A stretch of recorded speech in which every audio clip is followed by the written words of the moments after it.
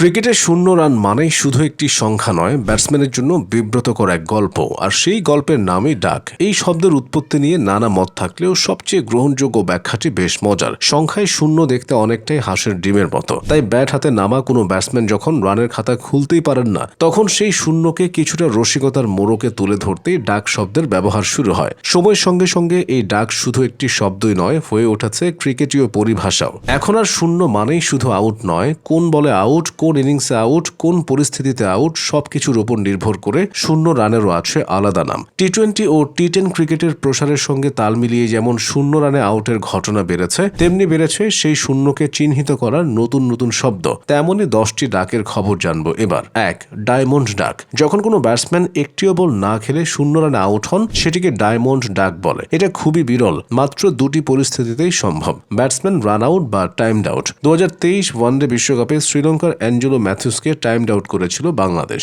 যা সে সময় ব্যাপক বিতর্কের জন্ম দেয়। 2. Golden duck. গোল্ডেন ডাক তখন হয় যখন কোনো ব্যাটসম্যান তার ইনিংসের প্রথম বলেই শূন্য রানে আউট হন। এমন আউট অবশ্য অহরহই দেখা যায়, এক ইনিংসে একাধিকবারও। 3. সিলভার ডাক। যখন কোনো ব্যাটসম্যান দ্বিতীয় বলে শূন্য রানে আউট হন, তখন সেটিকে সিলভার ডাক বলে। 4.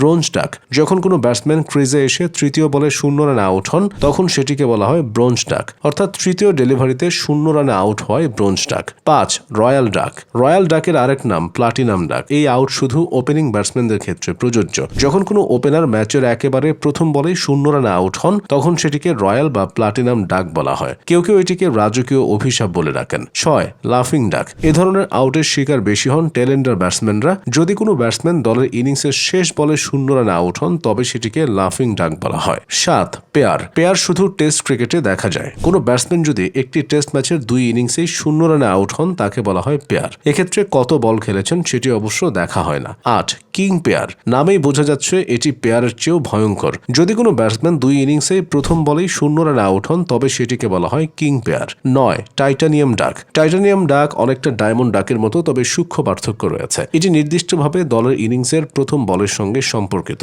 যদি কোনো ব্যাটসম্যান ইনিংসের একেবারে প্রথম বলে কোনো ডেলিভারি মোকাবেলা না করেই শূন্য রানে আউট হন, তবে সেটাকে টাইটানিয়াম ডাক বলা হয়। 10. Golden Goodge.